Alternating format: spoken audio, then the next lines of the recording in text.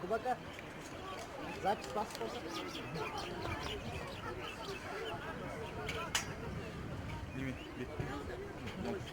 Кемжіңіз қатты бірақ.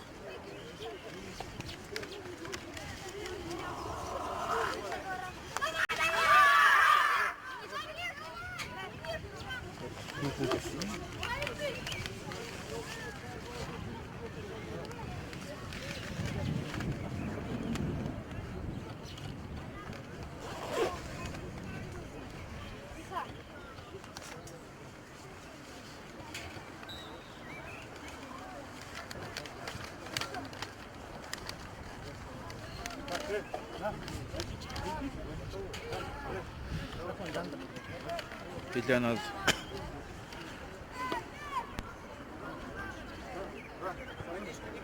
Tam da.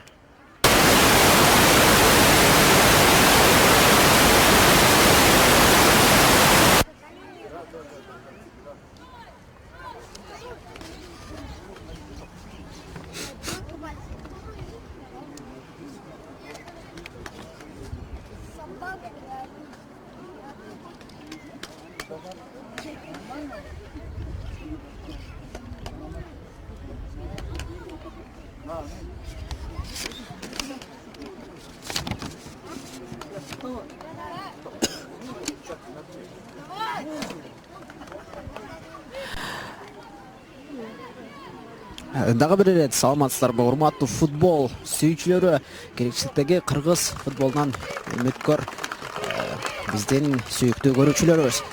Бүгүн Каганат профессионалдык клубунун аянтында кубок балдар арасындагы эл аралык достук кубогу өтүп жатат. Бүгүн үчүнчү күндүн эң акыркы оюну Илбирс жана Абдышата командалары ортосунда болгон беттеш саналуу минута, саналуу секундалардан соң башталмакчы. Андыктан эфирден узабай туруңуздар.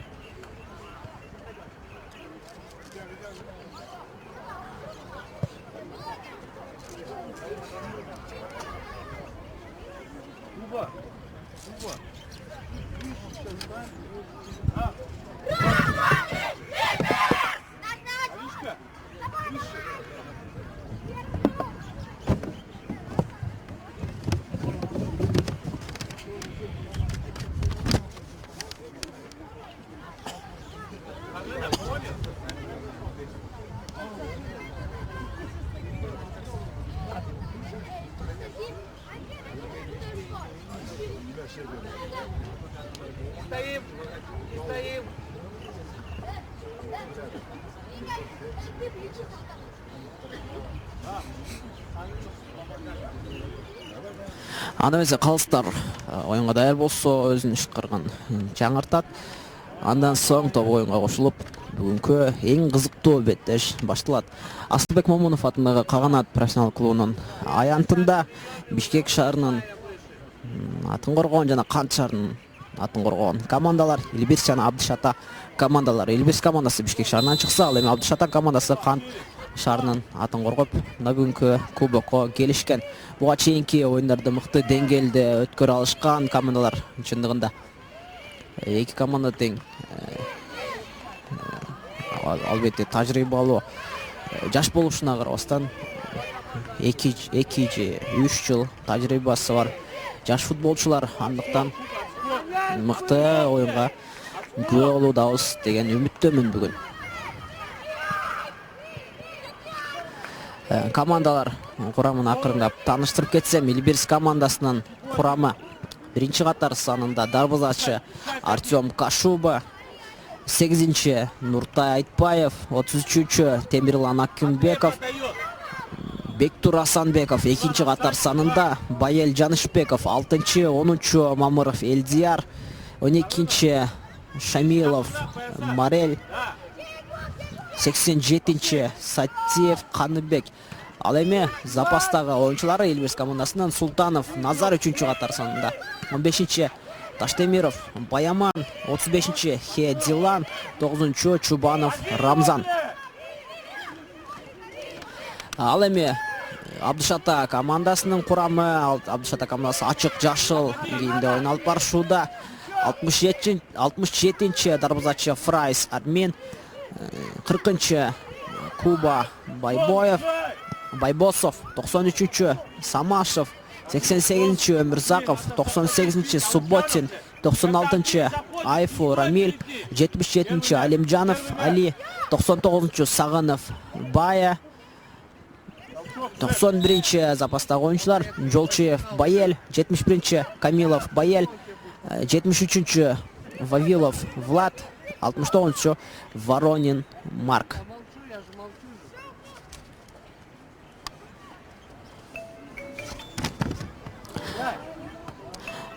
Командалар курамы мына ушуларды түздү. Оюнга кайтсак, азырынча өтө коптуу чабуулдар азырынча жарала элек.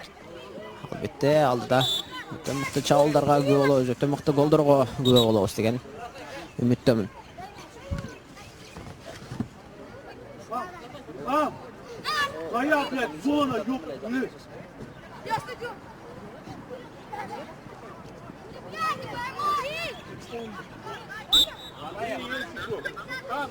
Один борется, один страхует, Димка! Келген жок. Выгоняй! Выгоняй! Выходи! Уже, Ирлан, Силхама! Бежать, Андрей, бежать, бля! Алдыңкы бөлүккө көтөрүп берилген пас тилекке каршы. Чабуучулар жетип бара алган жок. Бурчтан чыгарып берүүнү Абдышата командасы алмакчы. 98-чи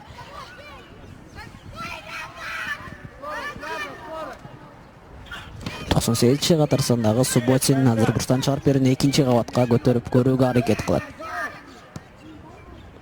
Жана 2-чи кабатка көтөрүлгөн пас коргоочулар кайтара алды. Каршы чабуулга Илбирс командасы чыгат. Коргоочулар каршылык көрсөтө алышууда, бирок мына мыкты аракет менен Илбирс командасынын оюнчусу чабуулга чыгып барат. Кайрадан коргоочу токтотуп кала алган. Кайрадан Субботин топ менен. Точун болгон күрөш, Абдышата командасынын коргоочулары топту оюн табасынан сыртка чыгарып жиберүүгө аргасыз болду.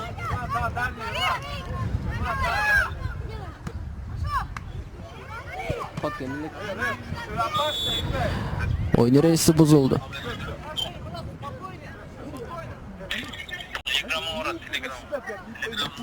Karap turam gelgen.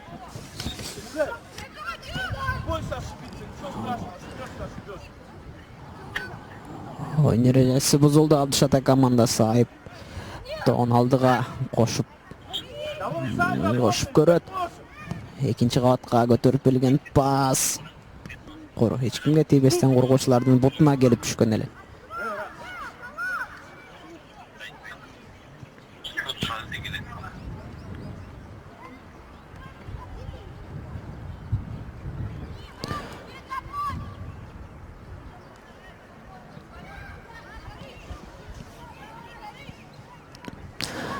Кайрадан Абдышата топ менен арткы бөлүккө ойнолгон. Коргоочулардын катачылыгы каршы чабуулга Илбирс командасы чыгат, бирок жаш коргоочу ойчулук менен өткөрүп жиберген жок.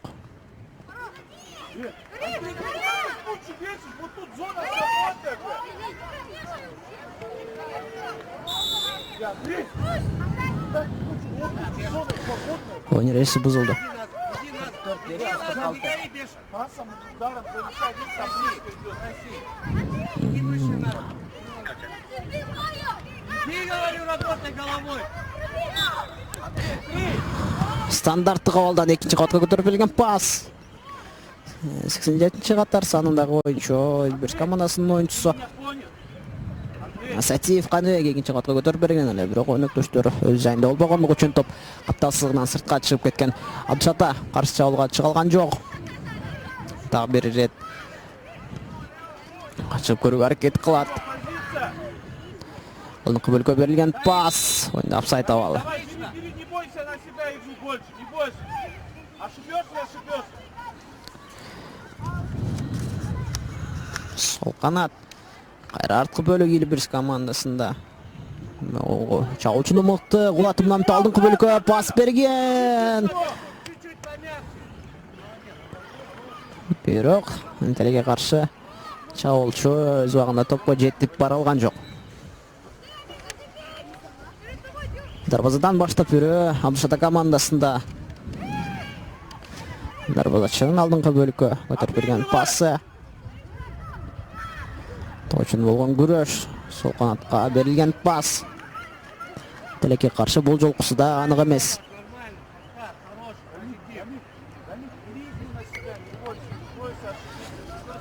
Команда машыктыруучулары Эльбирс командасынан Төленов, жардамчысы Кариев жана Абдышата командасынын машыктыруучусу Ногоев Азамат.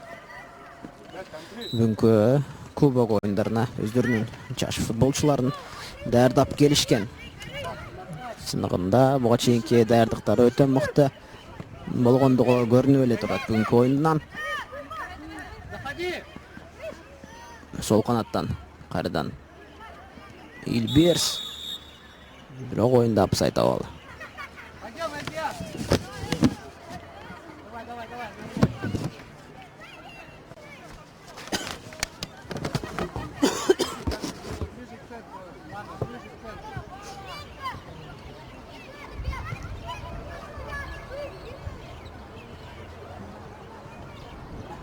На подборе. Вместе с ним,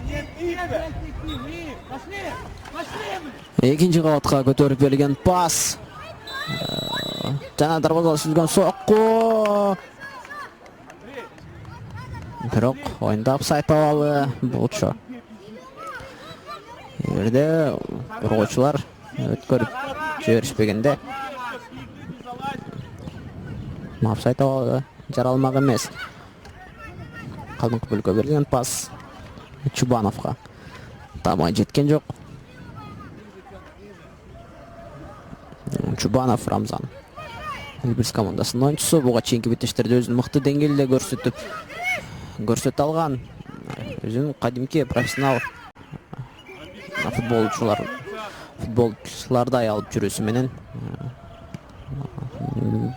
футболчулардай аракеттери, кыймыл аракети менен өзгөчөлөнүп турган эле. Бүгүнкү оюнда кандай оюн көрсөтөт, алдыда көрөбүз.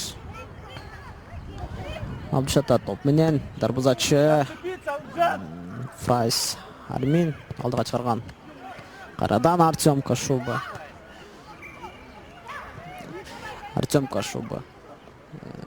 Валерий Кашубанын уулу жана чабуулга Эльбирс командасы чыгып барат. Дарбазага тебилген сокку. Да зачем свистеть? Коргоочунун бул ирет гол жаралган эле, бирок калыс 11 метрлик айыптоон дарбазага гол кирсе да кайрадан коюп берди. Албетте бул мүмкүнчүлүк да гол жаратуу үчүн ыңгайлуу. 87-чи Сатиев менен 67-чи дарбазачы Армин Фрайс ортосундагы чыгуу. Сатиев бул 1 метрлик айыптоон ийгиликтүү аткарды. Сатиев Каныбек эсеп санын алдыга чыгарып кете алды. Өзүнүн командасын мыкты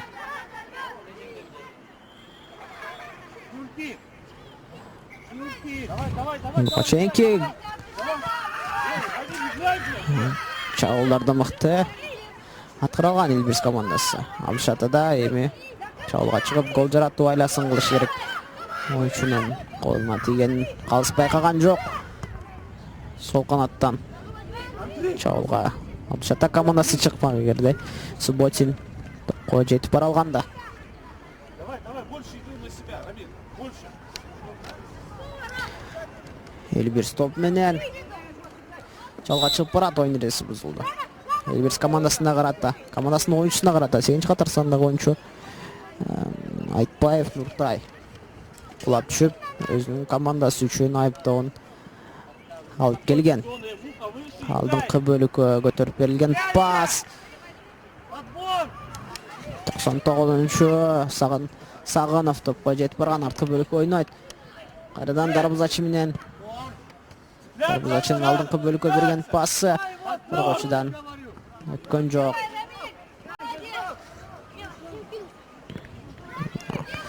Кайрадан Рамиль Айфу чалга чыгып барат. Тандашын алды өтүүгө аракет кылган эле. Алдап өткөнүнө жетишкен эле, бирок Рамиль Айфуга карата Эльбирс командасынын коргоочуларынан оюн бузулган. Эми бул стандарттык болду. Субботин, Андрей Субботин алар.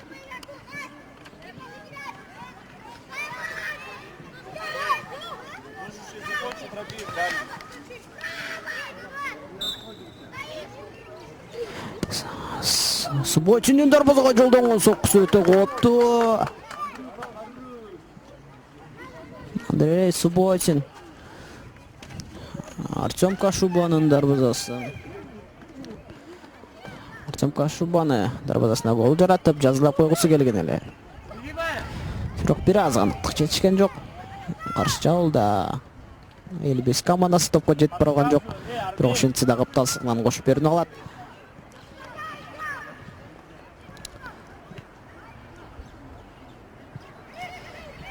Төшмө ойногон. Бирок Абшата командасы топто алып чабуулга чыгып бараткан, оюн эреси бузулду.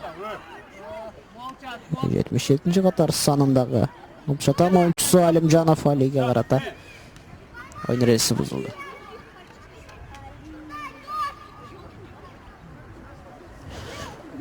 Бул ирет коргоочу Султанов Назар өткөрүп жибергиси келген жок Алимжановду.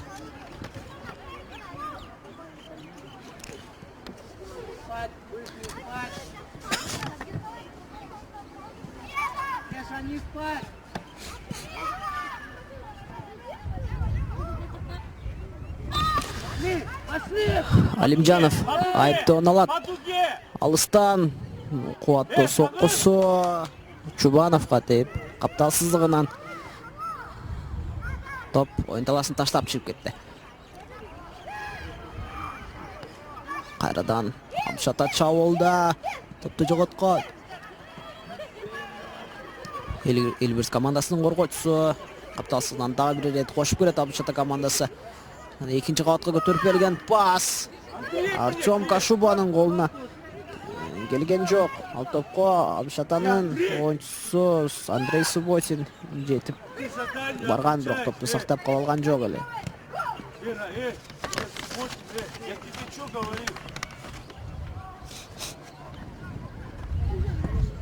Алдыңкы бөлүккө ыргытып берген кезектеги пас коргоочу тобокелге салгысы келген жок. Топту өзүндө сактап Эльбирс командасы каршы жабылга чыгып көрөт.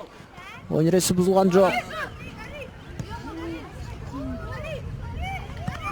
Алдыңкы оң канатка берилген пас 99-нчу катар сандагы оюнчу Саганов оң канаттан чабуулга чыгып бараткан. Бирок Асанбеков Бектур атандашын өткөрүп жибергиси келген жок. Ал эми бул ирет Эльбирс командасынын чабуулун дарбазачы кайтарган эле.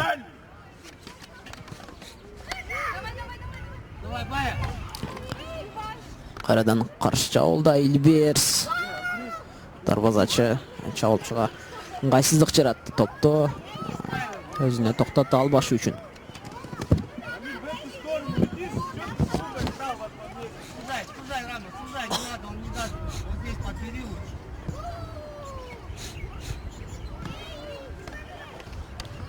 топ үчүн болгон күрөш. Абишаттардын коргоочулары топчу чыгарып кете алууда.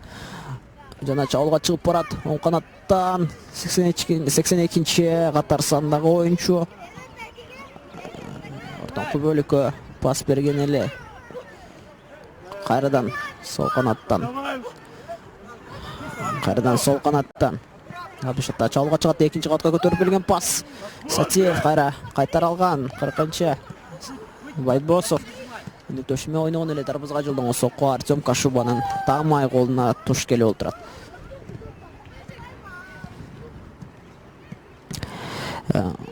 Бизге келип түшкөн протоколдо айрым оюнчулардын катар номери туура эмес жазылып калганбы же балким ал оюнчулар протоколго жазылбай алганбы, айтор кээ бир оюнчулардын атын таппай калып жаткан учурларым да болуп жатат. Бурчтан чыгарып берүү Илбирс командасында буга чейинки мыкты чабуулда дарбазачы Армин Фрайс Илбирс командасынын чабуулун кайтарган эле. Дарбазага жолдонгон сокку Чубанов Рамзан тарабынан дарбаза устунун сыртынан дарбаза торуна түшкөн.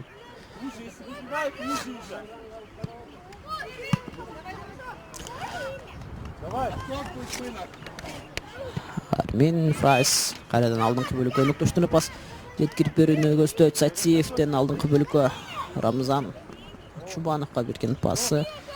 Чубанов тилекке каршы топко жетип бара алган жок, себептен пастын кубаты өтө катуу болчу.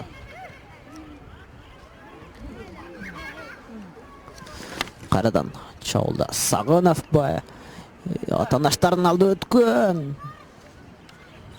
Топту өзүнөн алыс качырган, ошон топко тилекке каршы жетип бара алган жок. Артем Кашуба дарбазадан топту баштайт.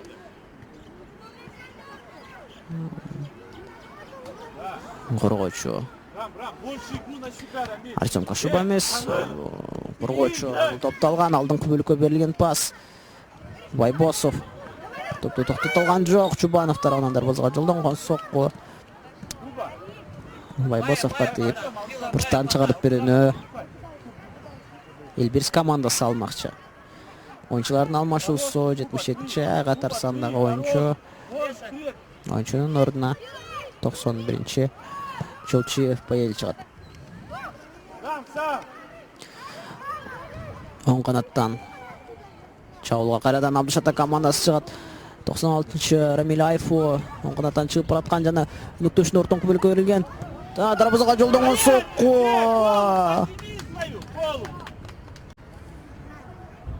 Чолчиев Паэль.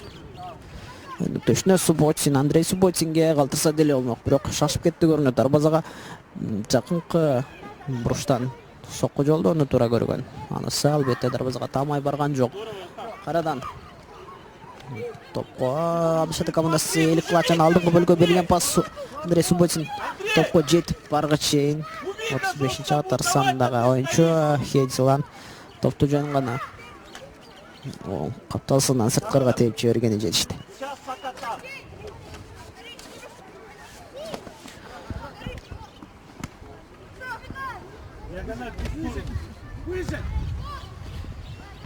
Алдыңкы бөлүккө берилген пас. Байбосов сол канатка Андрей Субботинге. Хедзилан өзүнө топту сактап калууну каалаган жок.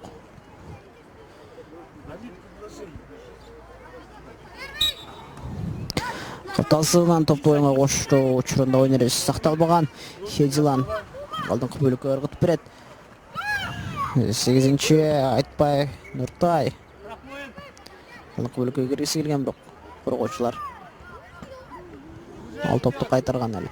Капталсыздан кош бир Илбирс командасында.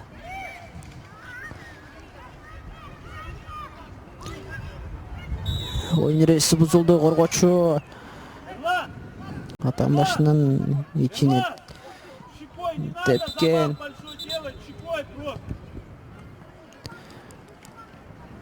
Оюн таласында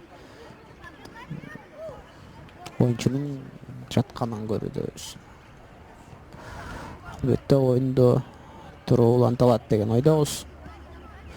Ал учурда калыс башка оюнчуларга түшүндүрүштөрүн жүргүзүүдө. Беша, так, так.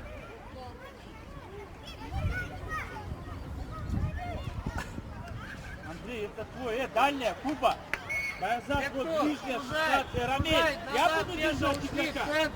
Стандарттык абал Элбирис командасында экинчи кабатка Сатиев көтөрүп берет. Жолбосо ушул аралыктан дарбазага сокку жолдону алат. Экинчи кабатка көтөрүп берилген пас.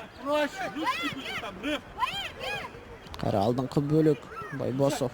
Кайра кайтарат Хедзелан Сатиев менен. Сатиев алдыңкы дарбазага жолдонгон соккусу өтө кооптуу. Бирок Армин Фрайс Рестер ал топту өткөрүп жиберген жок. Дагы бир ирет алыска тебилген сокку коргоочулар Элбирис командасынын коргоочулары өздөрүнүн дарбазасына карай оңойчулук менен чабуулдарды өткөрүп жиберишкен жок. Колдон келген аракетин жасап алдыңкы бөлүккө топту тебишүүдө. Эсептегенде эсеп саны, бул эсеп саны албетте Элбирис командасын канааттандырат. Андыктан ушул эсеп санын сактап калса деле болот.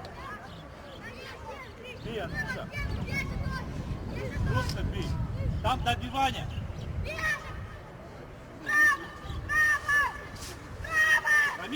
Рамиль, ниже сядь.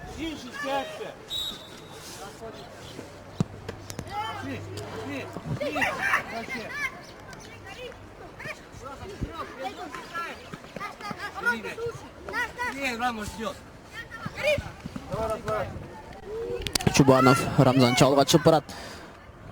Бирок ал топту коргоочу оңойчулук менен тептирген жок. Быштан чыгарып берүү Элбирис командасында.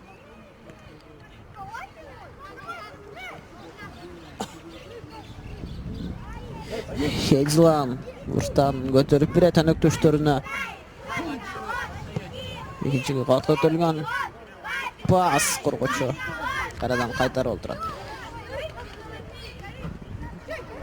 Андрей Субботинин өнөктөшүнө берген пасы тамай эмес.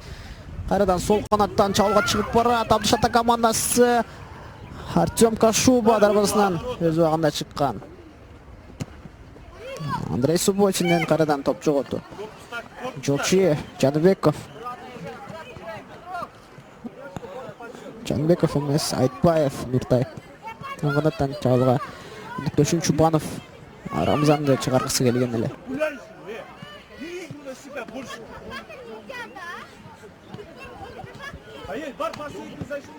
Армин Фрайс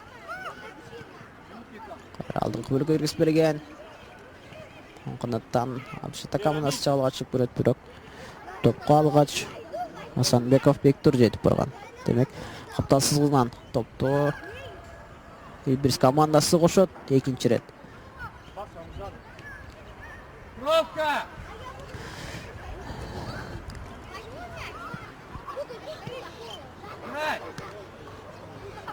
Ойреси бузулган жок.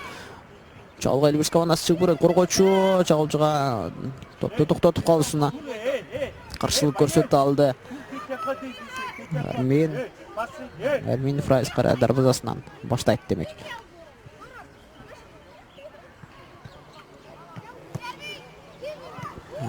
Армин Фрайстын тепкен тобу өнөктөштөрүн эмес атаандашына жеткен эле.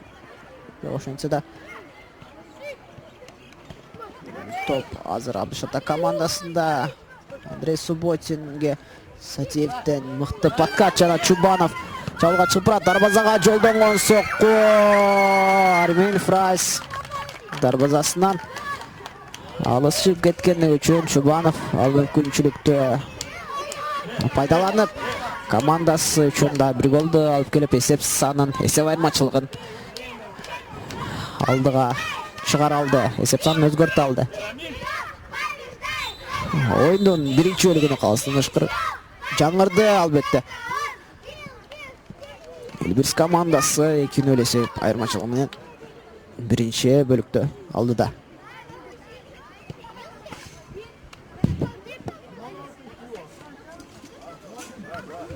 Ой,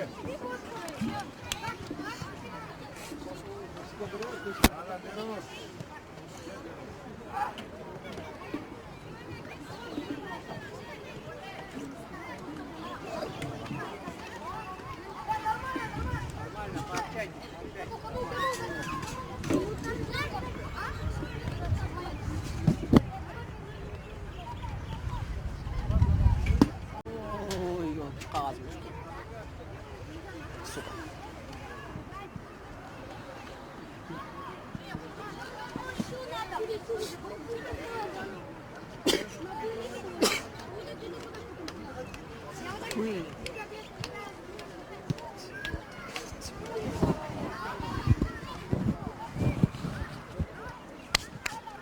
Men sizlarda igroq o'xshatib deyapman-ku.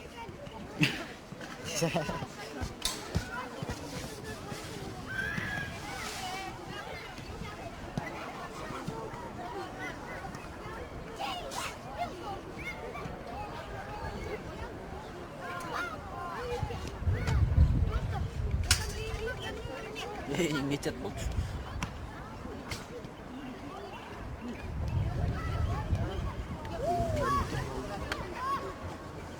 Shuni qarab tortib o'tasizmi? Ой. Постоянно shuni chalib turasizmi? Ой. Дай.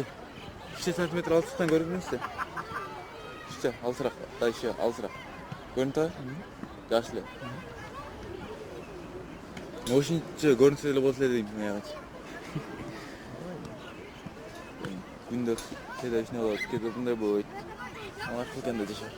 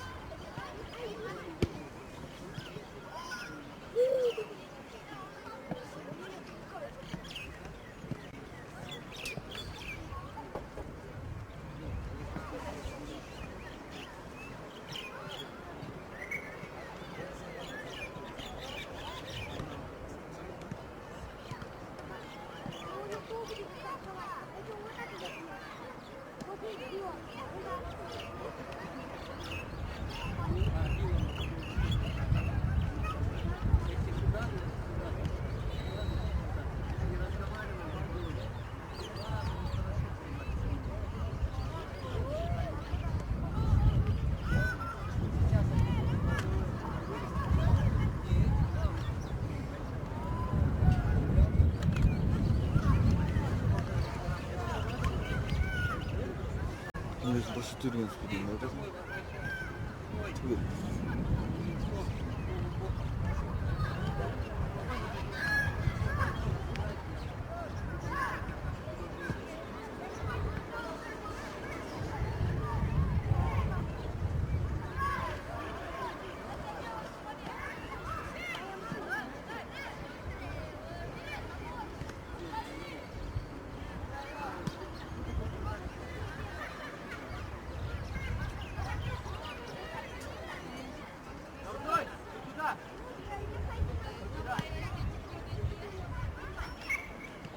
Sen ne kadar patik? Burası patik. Boşatız. Жол береміз. Bakın bu. Болып. Sen mınday kaçtı bu çok böyle. Mana бар? Böyle mınday qilib ketdi. Жоқ, менде өшін тұрған. Бұл болып тұрған. Бұл мындайлау тартылады, мындайлач. Böyle tarqatasın.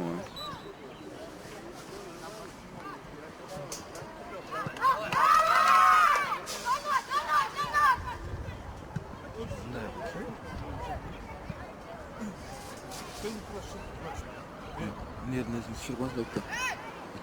Мындай үйге болғылар, тоқсалы ұрға. Вот, значит.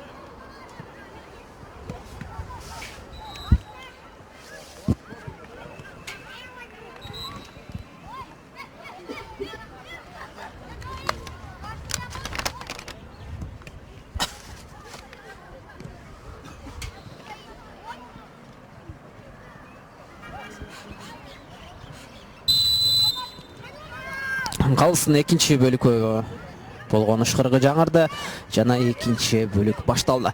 Элбирс командасы Абдыш Ата командасын биринчи бөлүктө 2-0 эсебинде алдыга чыгып кеткен. Азырынча ошол эсеп саны сакталып калууда. Дарбазадан Абдыш Ата командасы кайрадан баштайт. Армин Фрайс топту дарбазадан баштайт. Жана алдыңкы бөлүккө берген кубаттуу сокусу Хедилан баш менен антип чыгарып кеткен эле. Сатимов топ менен алдыңкы бөлүккө берген дагы бир пас. Байбосов кайтара алган. Сол канаттан 77-нчи Алимжанов топту жоготкон эле. Эми ал топко Чубанов мынтип алдамчы аракет менен командасы үчүн топту сактап кала алды. Алдыңкы бөлүккө берген дагы бир пас. Сатимовго тийип кайтат. Кайрадан сол канаттан Алимжанов топко жетип бара алган жок тилекке каршы.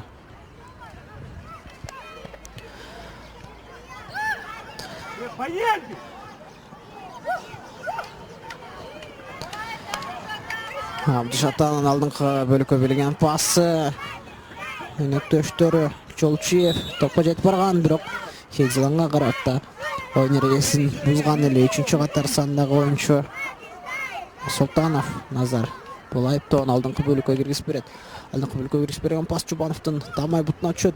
Жана алдыңкы бөлүккө дагы бир пас. Армин Фрайстын айып аянтына тамай келип отурат.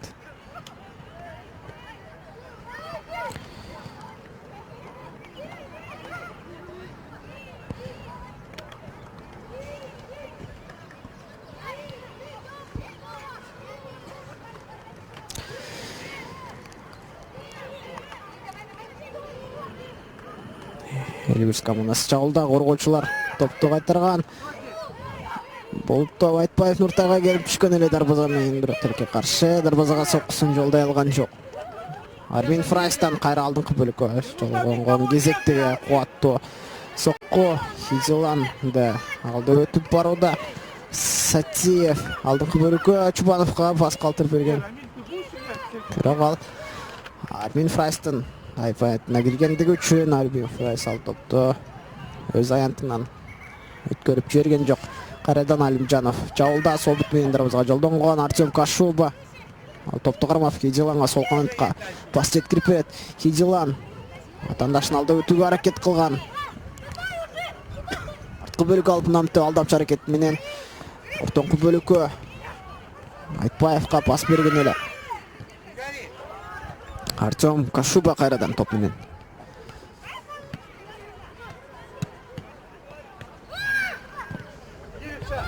Алдыңкы бөлүккө берилген кубаттуу сокку Артем Кашуба тарабынан 6-чы катар санындагы оюнчу Жанышбеков тилекке каршы жетип бара албады.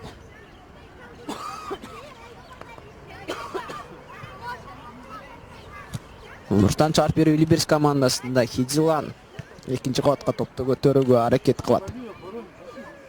Экинчи кабатка көтөрүлгөн пас жана 6-чы катар сандагы оюнчу Жанышбековго топ келген, бирок ал топту тилекке каршы дарбазага тамай сокку жолдой алган жок. Сатиев топ менен бирок топту жоготкон эле. Абдыш Ата командасында дагы болсо мүмкүнчүлүк бар эсеп санын теңдөө үчүн. Себеп дегенде биринчи бөлүктө 2 гана гол жаралган. 2 гол дагы 2 голду алган убакытта киргизсе болот. Бир гана аракеттерин, комбинацияларын, чабуулдарын, дарбазага жолдонгон соккуларын көбөйтүп алардан 2-өсүнчө 2ден көбүрөгүн киргизсе бул оюнда Абдыш Ата командасы жеңишке жетет.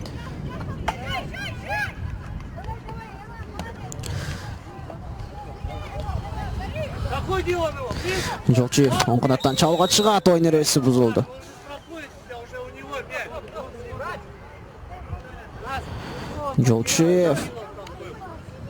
Жолчиевдин бутуна төгүлгөн Сокку. Үшінші қатар сандағы Султанов тарауынан. Жолчиев Пайел ойынды уланта албайт көрініп. Септенде өтелі ақсап қалған, өтті ақсаған бұты менен қалған өтті өткөрі оңай отырбайт. Алимжанов стандартты қавалды алады. Дарбазаға соққы жолды үшін біраз ауыз. Бәлкім қуаты жетсе жасап төле қойды.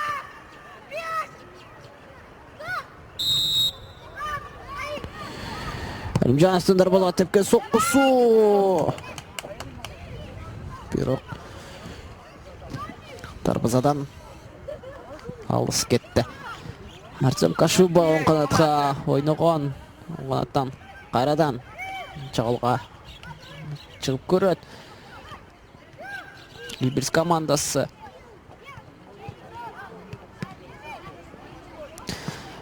Ал эми бұл дарексиз тегілген жоқ. Дарексиз тегілген соққы. Хедиланға келіп түшкен әлі.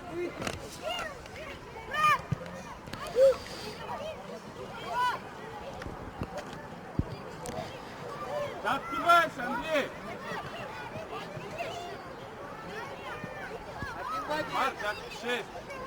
Қырдан Чубанов чағылға шығып көреді. Жаңғана ойын таласынан түшкен. Абдышата командасынан ойыншысы 80-ші қатар сандағы ойыншысы. Тілекке қаршы бізге келіп тұрған протоколда ойыншының аты жөні жазылған емес.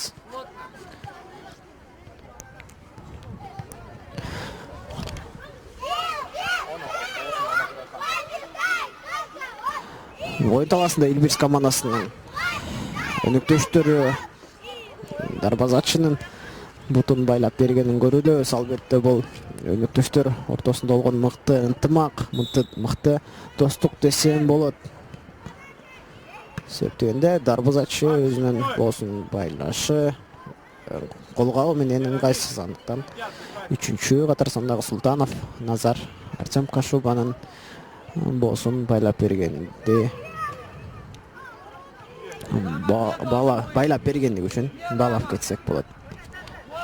Эки өнөктөштөн мыкты ынтымак достук үчүн жаңаны буштан чыгарып берүүдө Чубанов мыкты акробатикалык кыймыл менен дарбазага сокку жолдогон, бирок анысы тамай болгон жок. Сатиевдин дагы бул соккусу тамай эмес.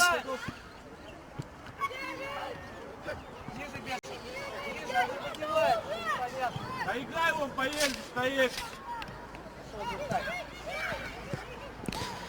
Кайрадан Абдышата командасы чабуулда сол канатка берилген пас. Алимжанов сол канат менен атаандаштын алда өтүп кирип барууга аракет кылат, бирок коргоочулар өткөрүп жиберген жок. Oyun eresi buzuldu. Наш мяч, что ты рот открыл там? Алимжановго карата oyun eresi buzulgan. Дагы бир стандарттык абал. Экинчи кабатка көтөрүп берүүнү аткарат Алимжанов сол бут менен.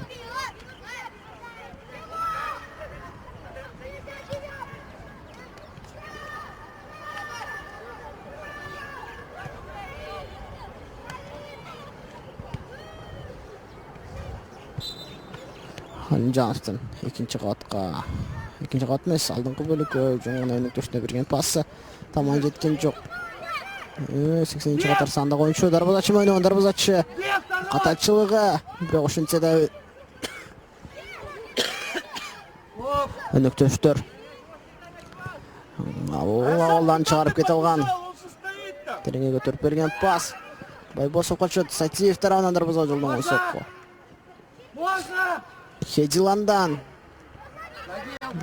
сокку. Бирок бул аралыктан гол жаратуу оңой эмес.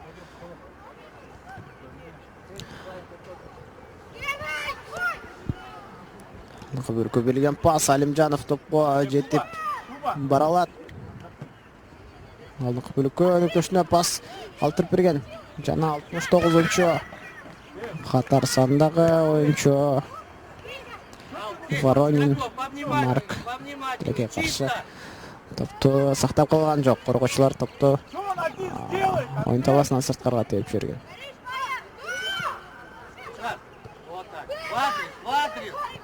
Очень был грош Субботин, Андрей Субботин. Арткы бөлүк ойнойт. Здесь, не даем. Свой игрок стоит и не подает.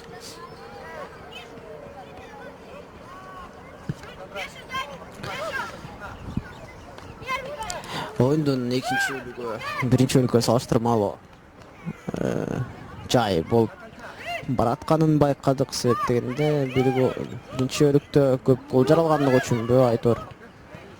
Биринчи бөлүк кызыктуу болгон эле. Ошентсе да экинчи бөлүктө да командалар чабуулдарды жарата алышууда, бирок алардын азырынча экинчи бөлүктө эч кайсынысы акыр аягы гол менен аяктай элек. Бровку держи, Тимоша, ниже.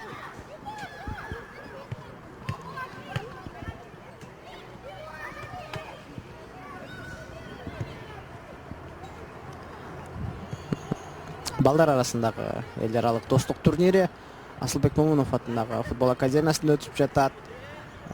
Ага жалпы 8 команда катышкан. Алардын 2 чет өлкөдөн болсо Спартак командасы Өзбекстандан келген, ал эми Худжан командасы Тажикстандан келген. Калган 6 команда биздин өзүбүздүн командалар. Алдыңкы бөлүккө көтөрүп берген пас Жубанов тарабынан Хейзелан тилекке каршы жеткен жок. Эми калган 6 команда биздин өзүбүздүн сүйүктүү командаларыбыз. Алар Бишкек шаарынан келген Илбирс командасы Канттан Абдышатта жана Бишкектен Стишуyor жана Дордой командалары. Ал эми Ош шаарынан Каганат 1 жана Каганат 2 командалары чыгышкан. Бир эле футбол академиясынан 2 команда чыгысу. Демек Ош шаарында да футбол өтө жогорку деңгээлде болуп жатат десек болот. Ворот надо игрока держать, Андрей. Андрей, со стороны ворот. Ош шаарында аба ырайы өтө мыкты, өтө жылуу эмес, өтө суук эмес, өтө мындай салкын аба ырайы болуп жатат. Өтө мыкты футбол оюнун, футбол беттештерин өткөрүү үчүн өтө сонун шарт.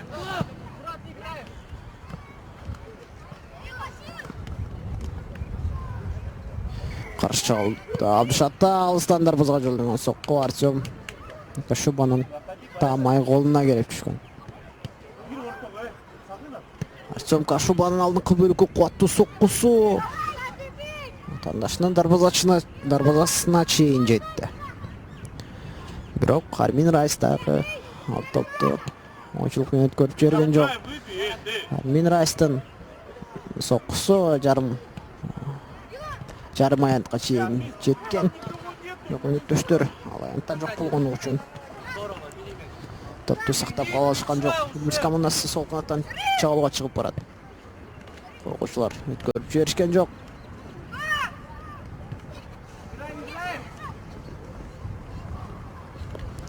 Арткы бөлүктөн ойнолуп барышат. Шата командасы алдыңкы бөлүккө берилген пас жана тереңге мыкты киргизип берилген пас. 98-чи катар сандагы оюнчу Субботин чабуулга чыгып барат. Коргоочу өткөрүп жиберген жок. 33-чү Акылбеков Темирлан мыкты коргонууну көрсөтүп алышууда. Деги эле жалпы эле бүгүнкү футболчулар мыкты деңгээлде көрсөтүп алышууда. Чындыгында кубок башталганга чейин 10 жаштагы өспүрүмдөр арасындагы футбол болот дегенде биз өтө бир жаш футболчуларды, жаңы гана топту тебүүнү үйрөнүп жаткан футболчуларды элестеткен элек. Бирок чындыгында биз күткөндөн баары башкача болуп, чыныгы профессионал футболчулар тарбияланып келе жатканына күбө болдук. Оң канаттан Чубанов жалгачып бараткан. Бирок аны коргоочу токтотуп калалы.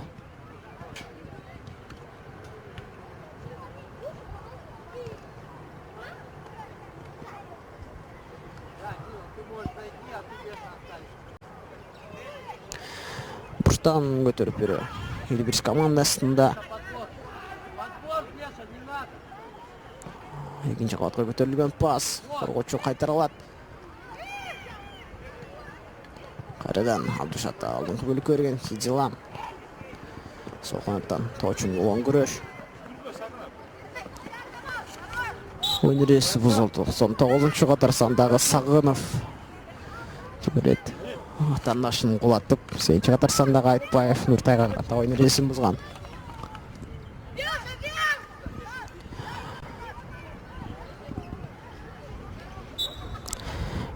Эгерде албетте мүмкүнчүлүгүңүздөр болсо, Ош шаарындагы Канат профессионал клубунун оюн талаасына келип, келечектеги футбол жылдыздарынын оюндарына күбө болуп кетсеңиздер болот. Хиджилан тарабынан алыстан жолдонгон сокко Армин Фрайс командасын бир голдон уткарып отурат.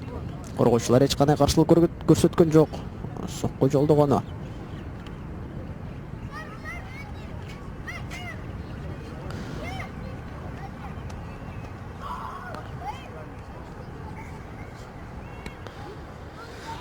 Нурстан чыгарып берүү карадан Элбирис командасында экинчи кабатка көтөрүп берилген пас. Баш менен сокку жолдой алган жок. 71-чи Камилов.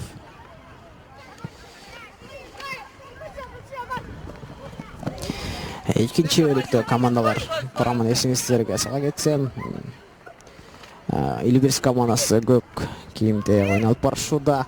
Биринчи катар санында Артем Кашуба дарбазачы, Нуртай Айтбаев коргоочу 8-чи катар санында. Темирлан Акылбеков 33-чү, 2-чи Асанбеков Бектур, 6-чы Жанышбеков Байел, Мамыров Элдияр 10-чу катар санында, 12-чи Шамилов Марсель, 87-чи Сатиев Каныбек, 3-чү Султанов Назар, 15-чи Таштемиров Паяман, 35-чи Хеддилан, 9-чу Чубанов Рамзан. Ал эми Абдушата командасынын курамы 67-чи катар санында дарбазачы Армин Фрайс, 40-чы Куба Байбосов, 93-чү Сумашев Ильха, 88-чи Өмүрзаков Эрлан, 98-чи Субботин Андрей, 96-чы Рамиль Айфу, 77-чи Алимжанов, 99-чу Сагынов Бая, 91-чи Жолчуев Байел, 71-чи Камилов Байел, 73-чү Вавилов Влад, 69-чу Март Воронин. Жогоруда айтылган фамилия, ысымдар сиздердин эсиңиздерде болсун. Буюрса алдыңкы 7-8 же 10 жылдын ичинде дал ошол оюнчулар буюрса Кыргызстандын атын, Кыргызстандын намысын коргогон жаш футболчулар болуп чыгышат. Сол канатка берилген пас. Ортоңку бөлүк. Элбирис командасынын кезектеги чабуул жокко чыкты, бирок ошентсе да топту сактап калышкан. Сол бүткүндөн 8-чи катар санда Айтбаев Нуртай тарабынан дарбазага жолдонгон сокко Армин Фрайска кооптуу деле болгон жок эле.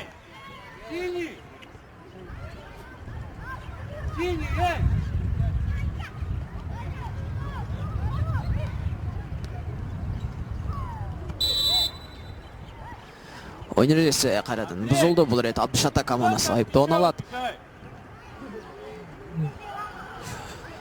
Команда машықтыруучылары Тюленов, Элбирис командасынын машықтыруучусу Ноғоев Азамат, Абдушата командасынын машықтыруучулары Бүгүнкү турнирге өз командаларын жогорку деңгээлде даярдап келе алышкан. Ал эми бул турнир, бул кубок оюндары, эл аралык кубок оюндары канат профессионал клубу жана канат профессионал клубунун ата-энелер комитети тарабынан уюштурулган. Албетте, уюштуруучуларга да өзгөчө ыраазычылык билдирип кетсек болот. Себептегенде мындай эл аралык турнирлерде оюн көрсөтүп, тажрыйба топтоо жаш оюнчуларга аябагандай керектүү.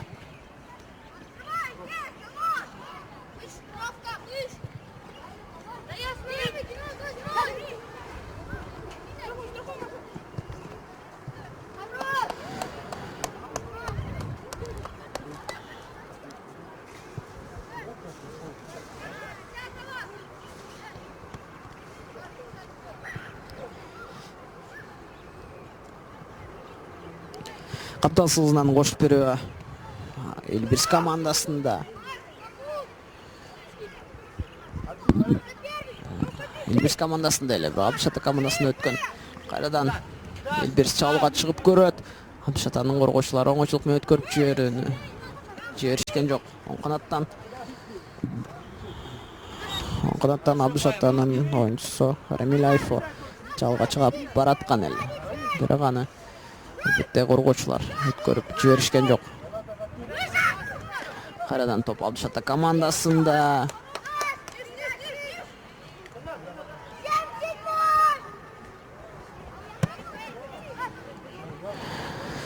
Бирок кезектеги Абдышатанын чабуулу тилекке каршы жокко чыкты. Элбирс командасы эми чабуулга чыгып көрөт. Алдыңкы бөлүккө мыкты калтырып берилген жана дарбазага жолдонгон сокку дарбазачынан кайткан эле. Ал топту кайра кошу, кайра өнөктөшүнө бул рет Айтпаев Нуртай жеткирип берген. Бирок тилекке каршы бош калган дарбазага Элбирс командасынын оюнчулары азыр гол жарата алган жок. Элбирс командасы азыр гол жаратпай койсо деле болот. Эгерде ушул эсеп оюн эсебин сактап калса деле болот. Бирок Абдышата командасына бул көрүнүш жакпайт деген ойдомун. Себептегенде бул турдагы упай Абдышата командасы үчүн аябагандай маанилүү.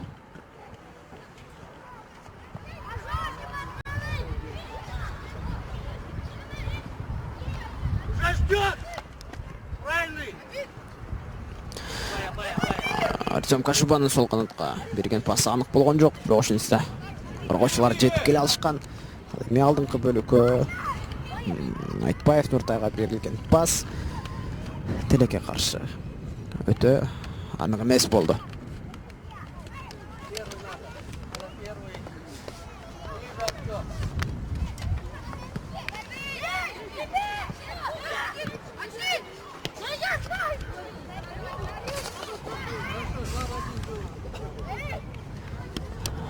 Капталсызынан кошуп берүү Элбирс командасында экинчи катар сандагы оюнчу Асанбеков Бектур өнөктөштөрүнө бергиси келбей же дарбазага сокку жолдогусу келди. Айтор дарбазага тамай барган жок.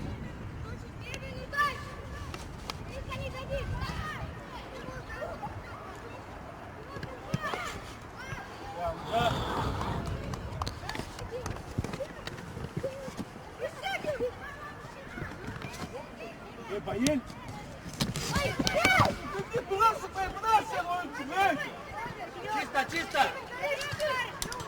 Артём, там не просто движение к нему. Что ты там, зачем призываешься? Надо! Сары!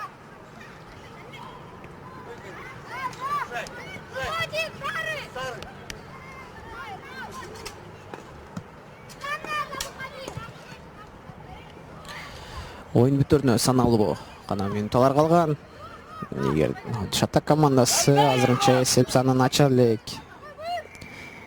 бул оюн эсеби менен оюн аякталса, Абдышата командасы бул турдагы упайды жоготот жана 3 упайды Элбирс командасы куржунуна салып берүүсү үчүн шарт жаратып коет. Сол канатка берилген пас кайрадан Элбирс командасы чабуулда жана Дарболага жолдонгон сокко. Ибирс командасы эсеп айырмачылыгын дагы да өзгөртүп алды. Эсеп саны 3-0. Эми Абдыш Ата командасына эсеп саны теңдөө оңойго турбайт себептегенде 3 гол жаратуу алдыда калган убакытта кыйын чындыгында. Жана калсын финалдык ышкырга жаңырды. Илбирс жана Абдыш Ата командалары ортосунда болгон беттеште Илбирс командасы 3-0 эсеп айырмачылыгы менен жеңишке жетишип, бул оюнда жеңүүчү деп табылды. Ал эми ТМЧ телеканалынан сиздердин кызматыңыздарда мен Улукбек Салиулу болдум. Кийинки чыгарыштардан көрүшкөнчө сак саламатта болуңуздар.